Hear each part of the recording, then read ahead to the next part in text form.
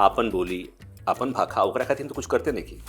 तो हम कहने कि नहीं, जहिया मौका मिली तहिया हम भोजपुरी क्या अरे जितना हमसे होई उतना हम करब। लोग रउआ लेखन पावरफुल बा जेकर आवाज सुनल जाला, वो अगर बोली तो बात बड़ा कैनवास पर जाई। भोजपुरिया संस्कृति के दुल्हन के चाटत बा दीमक, सुंघत बा तिलचट्टा आ काटत बा मूस। आ दुनिया में भोजपुरी के जौन स्थान बाटे ओई में अब भारत में भोजपुरी के जौन स्थान बाटे मेरे हुआ का देखतानी, अंतर देखतानी, कुछ सकारात्मक चीज देखतानी या निराश बानी? ना, बिल्कुल निराश नहीं की। बहुत हम सकारात्मक एकर भविष्य देखा तानी। आ लोग के अंदर एगो उथल पुथल बा भोजपुरी खातिर। अनिरुद्ध जगन्नाथ जी के पूरा इंटरव्यू है जो हम लेनी भोजपुरी में। नामवर सिंह, केदारनाथ सिंह, साहित्य के दिग्गज, हर फील्ड के दिग्गज के जो भोजपुरी भाषी रहे, ऐसे भोजपुरी में बात करनी लंबा लंबा कि लोग देखो कि ना ये लोग के भाषा के प्रति केतना बबुआ भइल अब सयान कि गोदिए नु छोट हो गई, माई के अचरा पुरान अचरवे में खोट हो गई। नमस्कार। अनकोट के एगो प्रयास बा कि भोजपुरी में भी हमनी का कुछ काम करी जा, भोजपुरी के कुछ सेवा होई। आ यही खातिर हमनी के कोशिश बा कि भोजपुरी में काम करे वाला लोग के, भोजपुरी साहित्य पर बात करने वाला लोग के, भोजपुरी में लिखे पढ़े वाला लोग के से बात करत रही जा आ रउआ लोग इनके सुनावत रही जा। तो यही क्रम में एगो ऐसन आदमी जौन पिछले 3 दशक से भोजपुरी के सेवा करता, भोजपुरी लिखल, भोजपुरी बोलल, भोजपुरी में सीरियल बनावल, भोजपुरी में कथा कहानी सुनावल, भोजपुरी में गीत गौने कईल, माने इतना विशद रूप बाटे जौन कि हमरा गिनावत हम थाक जाए। रउआ जानत होकर जितना लोग भोजपुरी के बारे में पढ़ता या भोजपुरी के बारे में का काम होता है, जेके भी रुचि बाटे वो जानत बाटे। मनोज भावुक नाम है। मनोज जी स्वागत बा। बहुत बहुत शुक्रिया भाई। जब हम पॉडकास्ट के शुरुआत करे के सोचनी तो हमारे दिमाग में वही है कि बहुत तरह के पॉडकास्ट होता है, तरह तरह के बात होता है। हमसे कई लोग पूछे कि अरे आप भी तो भोजपुरी से हैं, तो रउआ भोजपुरी से रउआ भोजपुरी खातिर क्या करता नहीं? तो शर्म लगे कि भाई बात तो सही बा, आपन बोली आपन भाखा ओकरा खातिर तो कुछ करते नहीं की।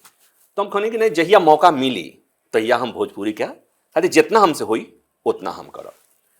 तो रउआ लोग इन जैसन लोग के देख करके एगो हमरो प्रेरणा आयल कि हमहू कुछ भोजपुरी में करी। तो ये हमार एगो कोशिश बा, ये गौरैया प्रयास कि हम रउआ लोग इनके जरिए भोजपुरी में बात करी, भोजपुरी दुनिया के बताएं भोजपुरी के बारे में।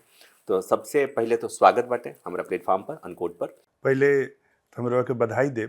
देखी, जे लोग रउआ लेखन पावरफुल बा जेकर आवाज सुनल जाला, वो अगर बोली तो बात बड़ा कैनवास पर जाई, दूर तक जाई, और जहाँ तक जाए के चाही वहाँ तक जाई जहाँ तक पहुँचत नहीं का बात। ऐसे हम बधाई देता नहीं कि रउआ जब ये ढंग के चीज जब ऐसा लोग उठौले बा तो बात दूर तक गईल बा।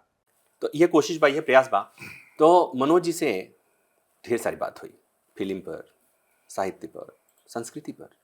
विदेश में भी कोशिश हो रहा बा भोजपुरी के। देश में तो थोड़ा मना उतना आनंद अभी नहीं आवत, लेकिन देश में, देश से बाहर, खाली गिरमिटिया देश में नहीं, अमेरिका में भी, लंदन में भी भोजपुरी से जुड़ल लोग जहाँ भी बा, भोजपुरी समाज से, वहाँ भोजपुरी खातिर लोग अपना अपना स्तर में प्रयास करत बा।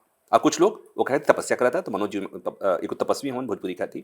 तो मनोज जी, इतना 3 दशक हो गए भोजपुरी साथे काम करत हम रउआ व्यक्तिगत जीवन पर बाद में आए।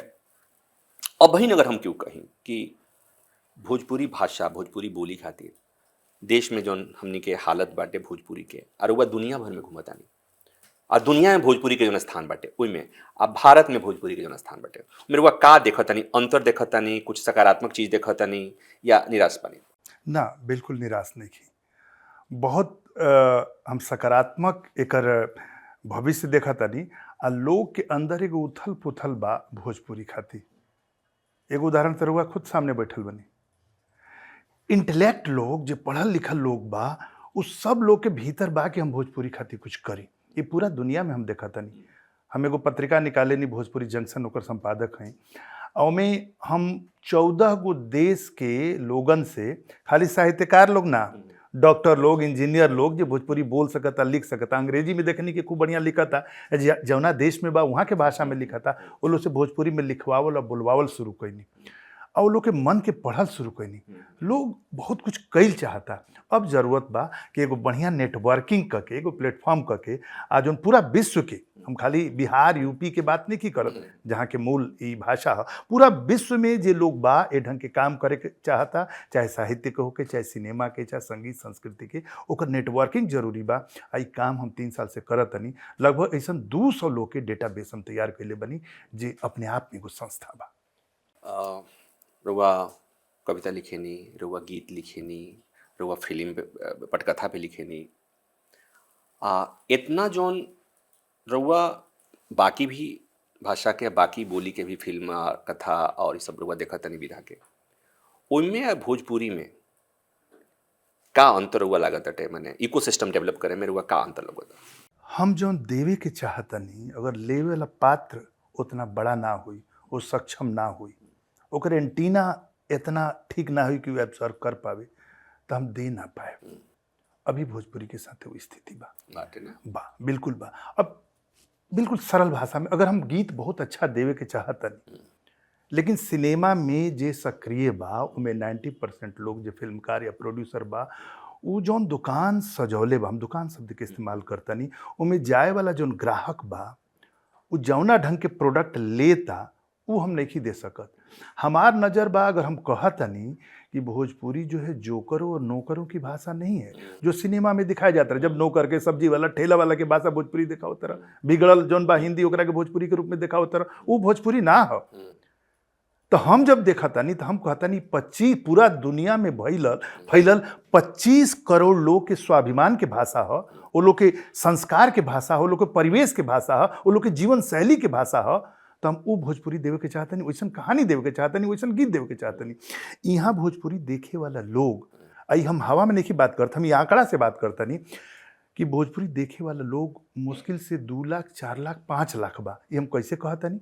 जौन अब तक भोजपुरी फिल्म के एवरेज बजट रहल बा 1 करोड़ रुपया, अब तो घट गई बा 30-40 लाख। वो भी हाँ आम सिनेमा पर बात हुई तो अगर 2 लाख लोग भी 50 रुपया के टिकट वाला देखे तब वो ओकर बजट आ जाए, तो हमेशा फायदा, सिनेमा बनावल हमेशा फायदा के धंधा बा। फिर भी फायदा ना, घाटे में फिल्म बहुत गई। एकर मतलब कि 2 लाख 4 लाख लोग भी थिएटर में ना जाते लोग, वो लोग उतने लोग के कैटर करता, बेचता। हम 10 लाख मान ली, 20 लाख मान ली, हम 1 करोड़ मान ली, तब वो 24 करोड़ लोग खाती अभी बनत नहीं खे। तो इमें यह बा कि हमने के कैनवास बड़ा करे के पड़ी। अगर हट के हमने के कुछ भी अच्छा बनावतनी जा, तो जितना खर्च हमने के बनावे में करतनी जा ना, ओकर एगो बड़ा हिस्सा हमने के रखे के पड़ी बतावे खातिर कि छवि खराब भइल बा, कि ना हमने के अलग बनावतनी, बेहतर बनावतनी, बढ़िया बनावतनी। तो एक बात कहनी है कि भोजपुरी मैंने बॉलीवुड जो भोजपुरी के रूप देखावेला, भोजपुरी नौकर जोकर के, दरअसल जो हम बुझता नहीं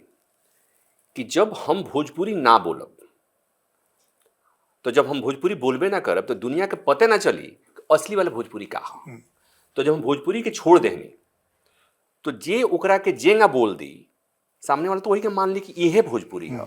ऐसे कि वो फिल्म में, अच्छा भोजपुरी वाले लोग प्रत्येक शब्द में बा माने का हाल बा, माने प्रत्येक शब्द में बा बोल के भोजपुरी के इतिश्री हो जाला ना। वही नौकर और जोकर वाला। तो ये दो काम हम बुझाते हैं कि दो काम करे के पड़ी। एगो तो ये कि जो भोजपुरी के छवि खराब करे, एगो होला कि सड़क बनावे के बा, आ एगो भइल कि सड़क खराब बा, ओकरा के पहले ठीक करे के बा, आ फिर ओकरा के भोजपुरी के साथे बड़ा मजाक भइल बाटे। पिछले हमरा बुझाता है कि 3-4 दशक से हम इसको ऐसे कहता नहीं मोटा मोटी, ऐसे कि हमनी के जब फिल्म देखना शुरू करेंगे भोजपुरी के, वो गंगा मैया तो है पियरी चढ़ी, वो नदिया के पार, वो गंगा किनारे मोरा गांव, बलम परदेसिया, वो घड़ी ऐसन फिल्म हमनी के देखनी जाना फिल्म में मैंने आशा जी भी गाई, लता जी भी गौली, महेंद्र कपूर भी गौले, मोहम्मद रफ़ी भी गौले, किशोर कुमार भी गौले। मैंने भोजपुरी फिल्म में कौन बढ़न ऐसा सिंगर ना होंगे जो घड़ी ना गौले। एक इतना अच्छा फिल्म का क्वालिटी इतना बढ़िया रहे, लेकिन भइल की जब छोड़ दिहल गई, तो कहते हैं कि खूब बढ़िया महल बना दे छोड़ देगा तो भूत रहे लगे हुए। हाँ भूता। तो भोजपुरी के साथ है यह भइल कि भोजपुरी की विरासत बड़ा बढ़िया रहे, साहित्य बहुत बढ़िया रहे, फिल्म बढ़िया रहे, गीत संगीत बहुत बढ़िया रहे, ओकरा के छोड़ दिहल गए। तो छोड़ल गए तो हमरा बुझाते कि थोड़ा थोड़ा ओना समनियों पर बा हम छोड़ल ना गेल। देखी काहे भइल रुआ दूगो बात कहनी हम हमें पर बहुत लिखनी बहुत कहनी भी। चूँकि हम कवि हैं तो कविता में भी वो चीज़ के लिखनी की दुइये गो बात बा जौन मूल बात कहनी। उस समय ऐसा माहौल भइल काहे भइल जब फायदा देवे लागल हिंदी के पैरेलल चले लगल सिनेमा। आ जितना लोग के रुआ नाम लेनी है, एक गायक लोग के रुआ नाम लेनी है, हम अगर कलाकार के बात करी तो नाजिर हुसैन से लेके जितना लोग भी रहे, सुजीत कुमार रहिले, इस सब हिंदी सिनेमा के अपने आप में एगो दिग्गज रहे, स्थापित लोग रहे। तो भोजपुरी में जब उतरल लो तो वो लोग के खाली ई ना रहे कि सिनेमा कसू बना, आपन जवाबदेही भी रहे कि हम उतरत नहीं तो भोजपुरी के रूप में लेके आई। जौन बीच में गैप आई ऊपर एगो लंबा विमर्श हमनी को हो सकेला। हम इशारा में बतावत नहीं कि अभी भोजपुरी के का स्थिति बा। एगो हमार कविता बा संस्कृति, मैं यह लिखनी जब हम देखनी कि ये ढंग के लगातार आवता रुआ कहनी वाह वाह पलगरिटी, हम लिखनी कि एक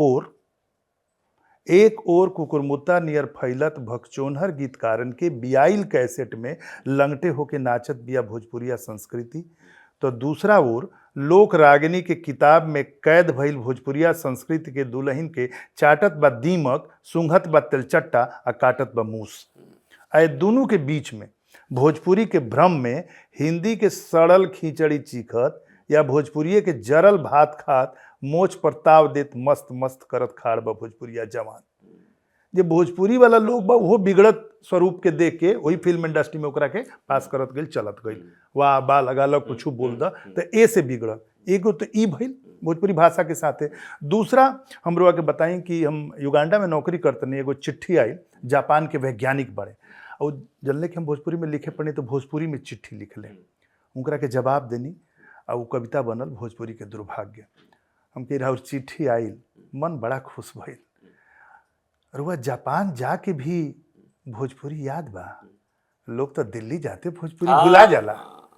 रुआ एगो वैज्ञानिक बानी, मॉडर्न टेक्नोलॉजी के विद्वान, तब रुआ भोजपुरी याद बा, लोग तो किरानी बनते भोजपुरी भुला जाला।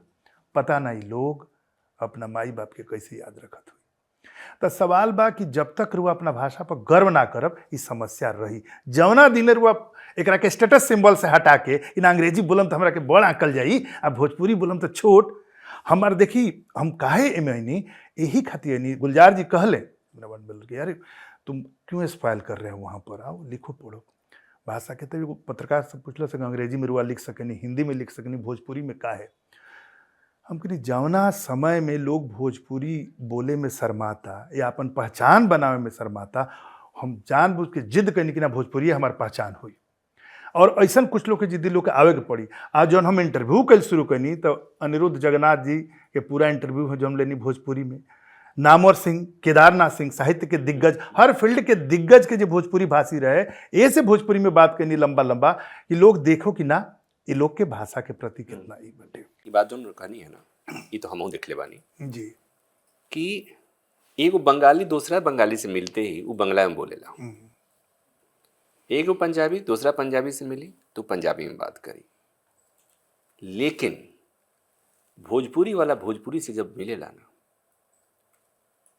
तो वो भोजपुरी माने सब कुछ करी, अंग्रेजी बोली भोजपुरी तक कोशिश करा कि वो टूटल फूटल बोली, उघड़ल चिथड़ल बोली, लेकिन वो अंग्रेजी बोली भोजपुरी बोले में ओकरा दिक्कत। ओकरा खातिर हम खाली वही के दोष नहीं देत जे भोजपुरी नइखे बोलत या अपना लइकन के नइखे सिखावत।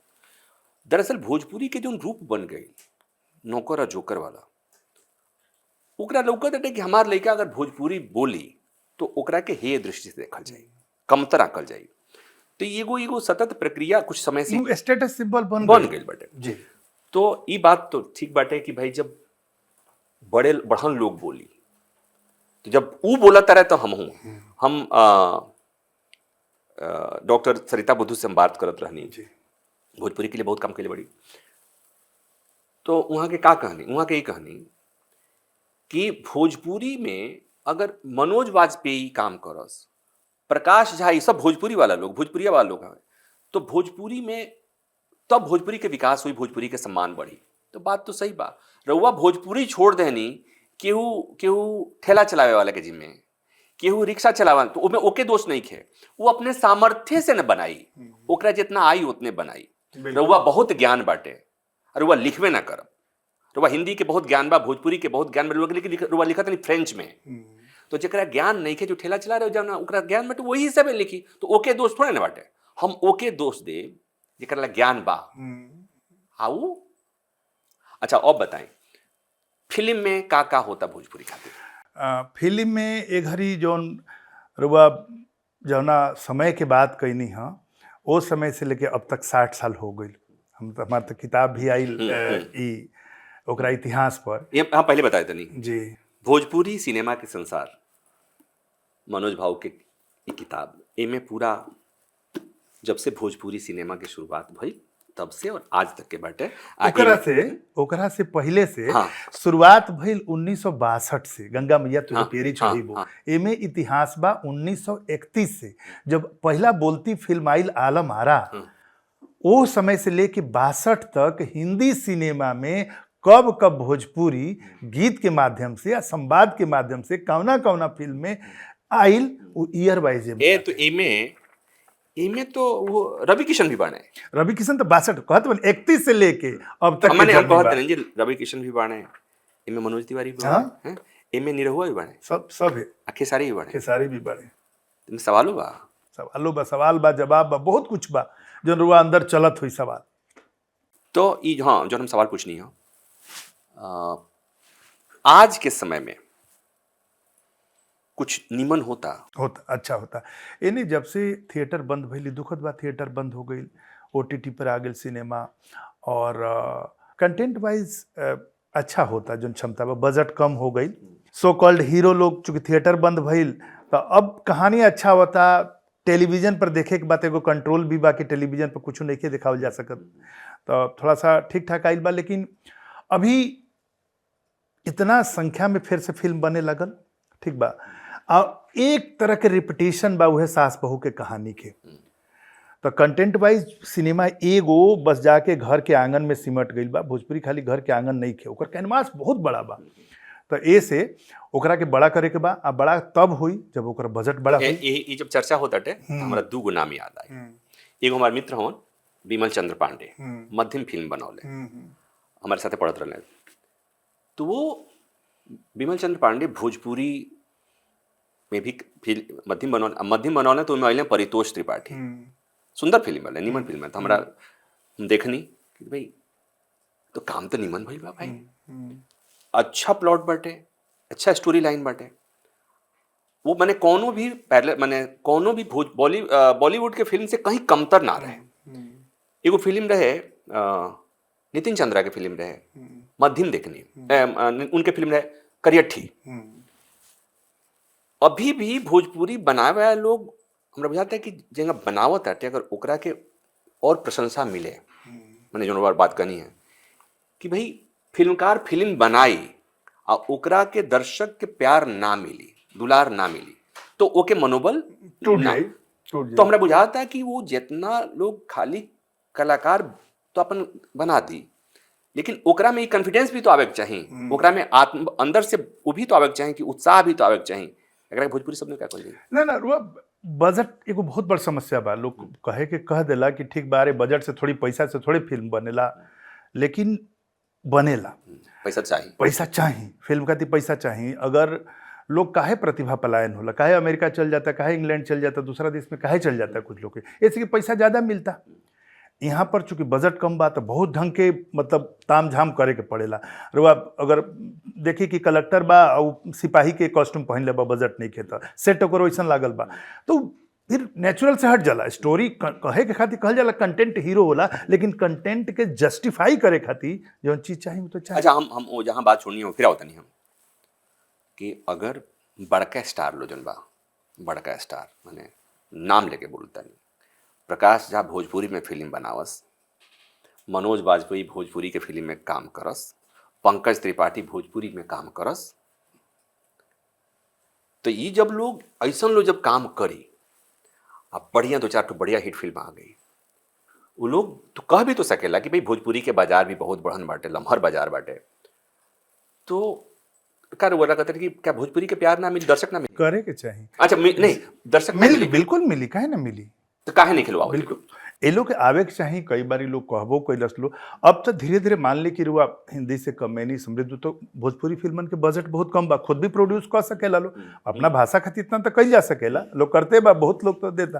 तो ये बात हमनी के कहते जाए प्लेटफॉर्म से कि ना भाई बनावल लो, तो लोग करो लो एक फिल्म लेके। पंकज भाई तो हमारे बैचमेट, हमनी के थिएटर साथ में कहीं नहीं जाऊँ वहाँ पर, बहुत सारा फिल्में शुरू में भोजपुरी में काम कैलू बने। तो हम कहीं हम ये बात कहे, बिल्कुल कहीं हम ये बात कहे नहीं कि अगर मनोज भाऊ 30 साल से भोजपुरी की सेवा करता है, अच्छा खासा नीमन नौकरी छोड़ के, इंजीनियर की नौकरी छोड़ के देश दुनिया में कहना के बाद से कि हम नाम भोजपुरी के सेवा करें, हमारी मातृभाषा माई के बोली है, ऐसे भोजपुरी खातिर काम करो। हाँ, हमरो बुझाते कि हम कुछ कैले नहीं की, तो हमारा अपना औकात, हमारे औकाते भर के नहीं काम करी, तो हम अपना औकात भर के काम करे, कोशिश नहीं ना हमारा मौका मिलल तो हम भोजपुरी में हम लोग से बतियाए। तो इन लोगों का तो कद इतना बड़ा है, तो नहीं ऐसा अपना बोली खातिर, अपना भाषा खातिर ये कोशिश तो बोलो करे के चाहिए। अरे हम तो रिक्वेस्ट करता नहीं, तब इलो लागल वाला अपना अपना प्रोजेक्ट में कि भोजपुरी के पहचान ओकरा गीतन के चलते बा।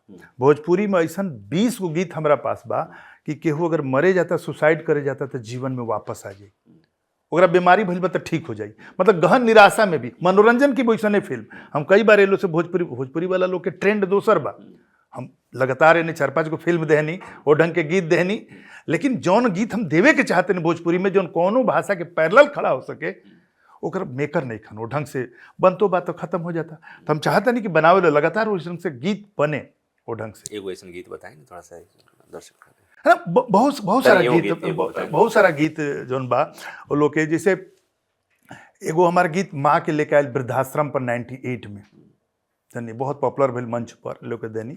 बाकी वो सब तो गीत हमरा सुनावे के पड़ी कि बबुआ भइल अब सयान, बबुआ भइल अब सयान, कि गोदिए नु छोट हो गईल, माई के अचरा पुरान, अचरवे में खोट हो गईल। बबू ओल्ड एज होम के रिफ्लेक्ट लंबा गीत बा। ऐसा बहुत सारा गीत बा जौन की ब्लेड लेके अगर केहू नस काटे बैठल बा तो तुरंत वो रेजर में लगाई आ दाढ़ी बनावे लगे, बलबाक जिंदगी एक खातिर थोड़े मिलल बा, लड़े। अच्छा, सिनेमा के साहित्य का मतलब तो इहे न हो, सिनेमा साहित्य के मतलब तो इहे हो कि निराशा से आशावादी की तरफ ले गए। हाँ, हम अवसर ढूंढे छठ आइल देखा था नहीं, पिछला 50 साल से शारदा जी से लेकर उनका पहले से लेकर अब तक वह ठेकुआ के रूप में जो एगो ट्रेडिशनल चीज़ बा, हम ओकरा के आदर करते नहीं। हम कहनी कि अगर छठी में ऐसे निवेदन करता नहीं तो हम बहुत कुछ कह सके नहीं। तो हमारे 2 साल से गीत आवता पलायन के लेके, उनमें हम लिखनी कि छुट्टी खातिर कहिया लेहन, देखा ट्रेन पर लटकल जाता, छुट्टी नहीं के मिलती, पीड़ा दिखावल जाता। तो हम लिखनी कि छुट्टी खातिर कहिया ले अर्जी लगैब, कहिया ले जोड़ब तू हाथ, कहिया ले रेलिया रही यहाँ बैरन, कहिया मिली सुख के साथ, छठी मैया दीही ना आशीषिया, जागे यूपी बिहार, बने बने भटके ना लोगावा, मिले गाँवे रोजगार। और में लाइन बा कि दुनिया के स्वर्ग बनौले बिहारी, काहे अपने धरती पर भइले भिखारी। दुनिया के स्वर्ग बनौले बिहारी, काहे अपने धरती पर भइले भिखारी, चमकल मॉरिशस दिल्ली बॉम्बे, चमके अपनो दुआर, छठी मैया दीही ना आशीषिया, जागे यूपी बिहार, बने बने भटके ना लोगवा, मिले गाँवे रोजगार। मतलब सीधे डायरेक्ट भी में बा कि कबले पलायन के दुख लोग झेले, कबले सुतल रही हैं MP MLA। मनोज जी, कहल जाला कि कोनो भी भाषा, कोनो भी बोली के विकास खातिर या वो जीवंत बनल रहे, ओकरा में ओके साहित्य के बड़ा योगदान रहेला। भोजपुरी साहित्य के आज के समय में का हाल बा, कैसन स्थिति बा, उस पर काम होता का, कितना काम होता है, ओकरा बताइए। 2 चीज़ हमें विशेष रूप से बहुत बात बा। एगो मैनेजर पांडे जी एगो कॉन्फ्रेंस में कहनी कि जवना भाषा के लोग आर्थिक रूप से समृद्ध ना रहेला, वो भाषा के हे दृष्टि से देखल जाला। अंग्रेजी के ऐसे आदर दिहल जाला कि अंग्रेज दुनिया भर के देशन में शासन कैला सा, आर्थिक रूप से मजबूत रहल सा। तो अगर भोजपुरी के समग्र रुआ विकास चाहतनी तो आर्थिक रूप से भी हमने के मजबूत होके के पड़ी। तो भाषा के भी इज्जत, हमनियों के इज्जत अपने आप लोग सैल्यूट मारे लगी। ई बा अब आओ तनी साहित्य पर। साहित्य के एगो अपन जगह बटे, लेकिन साहित्य के भी जौन बा आदर के नज़र से तबे देखल जाई जब उ लिखे वाला आदमी समृद्ध रही। अब ई भइल बा कि लोग के पता नहीं खे, लोग पढ़त नहीं खे। तो जब भोजपुरी साहित्य के या भोजपुरी के बात होला तो नेता लोग या बड़ बड़ लोग या जे भी दिग्गज बा जौना के रुआ कहत नहीं कि जे बात पहुँचावेला, वो दूगो नाम ले ली, भिखारी ठाकुर और महेंद्र मिसिर। और ओकरा बाद ओकर अब ओहू लोग के बारे में ठीक से पूछ दिया जाओ कि लोग का कइले बा, काहे का नाम लेतनी, रुआ बार बार नारा लगावतनी कि भिखारी जैसन बनो, महेंद्र जैसन बनो। काहे ऐसा का बा कि भिखारी हम बने जाए आज के डेट में? तो नहीं खे पता। एक्चुअली भिखारी ठाकुर या महेंद्र में से नारा के चीज़ ना हलो, वो दोसर चीज़ लोग के समझे के पड़ी। तो हम ऐसे कोशिश कैनी कि अब तक जे लीजेंड रहल बा ओकरा के एगो प्लेटफॉर्म पर ले आवे के हम 101 दिवंगत लोग के ले आनी। आए घड़ी जे नया लिखा था ओकरा के भोजपुरी जंक्शन में लेके आईनी कि काम होता। हम बार बार कहनी कि भिखारी के पहले या भिखारी के बाद में का भोजपुरी की धरती बंजर हो गई। ओकरा पहले केहू रहबे ना कइल, ओकरा बाद केहू अइबे ना कइल। तो ये बहुत सारा कम्युनिकेशन गैप होता, बहुत काम होता। हम तो देखनी, हम खोजनी, लोग रुआ ए तरीक खोजी तो 5 गो या 10 गो महिला साहित्यकार मिली हैं। हम पूरा दुनिया से 100 गो महिला के भोजपुरी कहानी लिखवाइनी भोजपुरी जंक्शन में। तो हम खोजल शुरू कैनी JNU में, DU में, महात्मा गांधी संस्थान मॉरिशस में। तो लोग काम करता, लोग लिखे के चाहता। अगर हम अंग्रेजी में लिख सके नहीं, हमार भोजपुरी क्षेत्र घर बा, हम हिंदी में लिख सकें तो भोजपुरी में काहे ना? वो प्लेटफॉर्म नहीं खे मिलत, वो ढंग के लिखे पढ़े वाला लोग बा। आ साहित्य में खूब काम होता, खूब किताब भोजपुरी में भी काम होता। तो ये तो बढ़िया, बहुत अच्छा बा। भोजपुरी में काम होता है। आप भोजपुरी में काम होता है। जब कहते ना कि रउआ काम करते बानी, रउआ कहते बानी कि बाकी लोग भी काम करे, हमहू कहते हैं काम लोग करी ना। तो एगो जौन जरूरी बात बा वो कह दी, हम चाहता नहीं कि एगो ऐसा प्लेटफॉर्म बने जिसमें दुनिया भर के काम करे वाला लोगन के जोड़ी। अगर हम वो पत्रिका निकाले के चाही और ओकर एगो बजट बाकी साल के 10-20 लाख रुपया खर्चा कइल जाओ, ढंग के आदमी काम करे, तो इतना बड़ा पॉपुलेशन बा, लोग जल्दी तैयार ना होला। लेकिन रात भर वो लोग के प्रोग्राम करे के बा। तो हई देखा हो हमारे स्टेज 1 करोड़ के बनल हो, हई फलना गावे वाला इलहन चिल्ला गावे वाला, मतलब 1 करोड़ रुपया रात भर में नाच के फूक। हमें नहीं की कहत कि नाच गाना सब कुछ के जरूरत बा, लेकिन लोग बा जब अपना यहाँ शादी ब्याह में बर्थडे में फूंक दी उतना पैसा, आ मंच पर भाषण भी दी कि भोजपुरी को ये नहीं हो रहा, ये नहीं हो रहा है। लेकिन ग्राउंड रियलिटी बा कि कह दिया जाओ कि साल के रुआ इतना करोड़ों अरबों रुपया बा, 20-25 लाख खर्चा करी, ठीक बा, ये पत्रिका में का फायदा हुई ए ढंग के? तो जौन ग्राउंड रियलिटी के चीज़ बा, ए पर काम करे खातिर वह उतरे के पड़ी कि वो अच्छा कुछ कह दिया जाओ कि वो लिखा था गरीब आदमी, ओकरा खातिर 20,000 रुपया दे दी, 25,000 एगो किताब ओकर छप जाए तो जल्दी लोग ना तैयार हुई। लेकिन ए ढंग के चीज़ खातिर लोग तैयार हो जाए। अब चलिए, अब एगो सवाल, व्यक्तिगत सवाल पूछेंगे। 30 साल से हम मोटा मोटी 30 साल से वो भोजपुरी खातिर सेवा करते नहीं। ये भोजपुरी में के बारे में सोचल, भोजपुरी के बारे में लिखल, भोजपुरी के बारे में पढ़ल, इंजीनियर है रुआ ना, इंजीनियर रहनी जी, रुआ देश दुनिया में नौकरी भी करते नहीं।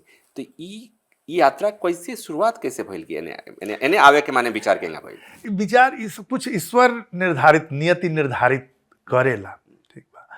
तो हम तो गाँव में रहबो ना कहीं, गाँव सिवान, हमार गांव सिवान में रघुनाथपुर थाना में एगो कौशल गांव बा। हम गाँव में रहनी, 3रा-4था तक रहनी। बाबूजी हमार हेंडालको में रही, रेणुकूट, तब वहाँ पढ़ाई लिखाई कैनी। तो गाँव तो हमार छूट भी रहे बचपने में, लेकिन पता ना वो अंदर बैठल रहे गाँव। तो अंदर बैठल रहे, हम गाँव गई तो हम 1993 में गाँव के बायोग्राफी लिखनी। तो गाँव, हमार भाषा, वहाँ के जो कल्चर है, गाँव कौशल का दर्पण। हमारा यहाँ एगो वैज्ञानिक रहे BHU में, फुलदेव सहाय। तो 1973 में वो अपन आत्मकथा उनकर छपर है, उसमें एगो चैप्टर है मेरा गांव कौशल। तब तक हमरा पता ना रहे, हमरा ऐसे ही मन में आयल कि गांव के सब लोग चिन्हत नहीं कि हम रेणुकूट में रहनी, चले एगो बहाना बस सबका से मिलम आ पता करी केकरा घर के का बा का करता, आ जरा हम एकर जनगणना करी। तो गर्मी के छुट्टी में 2 महीना में घूमनी, सबसे मिलनी। हमार किताब तैयार हो गई रहे, 28 पेज की किताब तैयार हुई। अब मजा के बात कि 1993 में वो पूरा किताब जौन बा वो कविता में आई। ओकर एगो अंश सुनाओ तनी। हमरा गांव में 29 गो जाति बा, जानते नहीं बिहार में तो सब जाति के लेके ही उठेला। तमो में कविता के अंश ही बा, यही गोण नोनिया बनिया डोम दुसाद चमार भर भाट कमकर कुर्मी बरई और लोहार ततवा तेली तियर बिन नट कोयरी कुहार महापात्र मुस्लिम मल्लाह धोबी और सोनार नाऊ पंडित लाला ठाकुर 29 जातियों का ये झुंड सीधा शरीफ हुंडा तो हुंड कौसड़ के दर्पण में निहार मन देख रहा है बार बार, हे कौसड़ तुमको नमस्कार। तब पूरा 28 पेज में कविता में ही के कहाँ बा कैसे बा और ओकरा बाद पूरा क्षेत्र में बटल। तो कहे के मतलब कि एगो अंदर चीज बैठा रहे। बाद में पटना गईनी, थिएटर से जुड़नी, रेडियो से गईनी, सीरियल लिखनी। तो इंजीनियर भइला के बाद भी जब हम इंडिया में पर्लपेट में नौकरी करते रही, फिर युगांडा गईनी, फिर लंदन चल गईनी, तो ये बार बार ही रहे कि ना हम एकरा खातिर बनल नहीं की, कुछ और बा। और ओकरा बाद हमार गजल के किताब आ गई रहे 2004 में, 6 में ओकरा अवार्ड मिलल। गुलजार जी के साथे 3 दिन रहनी, तब मैंने ई बतिया अब रुआ कहानी है कि गुलजार जी कहले, गुलजार साहब कहे कि आओ काम कर, मैंने भोजपुरी छोड़ के ना, भोजपुरी छोड़ के ना काम कर ले कि भाई इंजीनियर हो, ठीक है, इतना अच्छा। कहा कि हम कवि सम्मेलन में रहने उनका साथ वो अध्यक्षता करते, हम काव्य पाठ कहीं सुनने की भोजपुरी में गजलें लिखी जा रही है, इस की रचनाएं हो रही है, लिखो।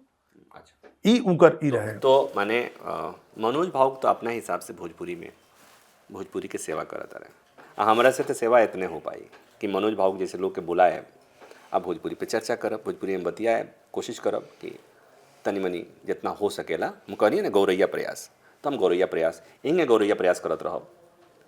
राउर काम का बा तनी ऐसा रुआ कोशिश करी कि ई बातचीत होत रहे, यही तैसने लोग के हम बुलावत रही, बातचीत करत रही, भोजपुरी के थोड़ा बहुत सेवा करत होत रहे। तो राउर सेवा वो एगो सेवा करे पड़ी कि बातचीत निमन लागल हुई, दावा बा के निमन लागी, भोजपुरी से तनियो ऐसा भोजपुरी के लेके मन में राग होई तो निमन लागल हुई तो एकरा के लाइक करे के बा, शेयर करे के बा, हाँ अनकोट के सब्सक्राइब करे बा, तो पता चले कि अगली बार हम भोजपुरी में केकरा खातिर बुलावत नहीं या केकरा से बात करता नहीं। तो अब इन खातिर बस इतना ही। मनोज जी बहुत बहुत धन्यवाद इतना समय निकाले खातिर।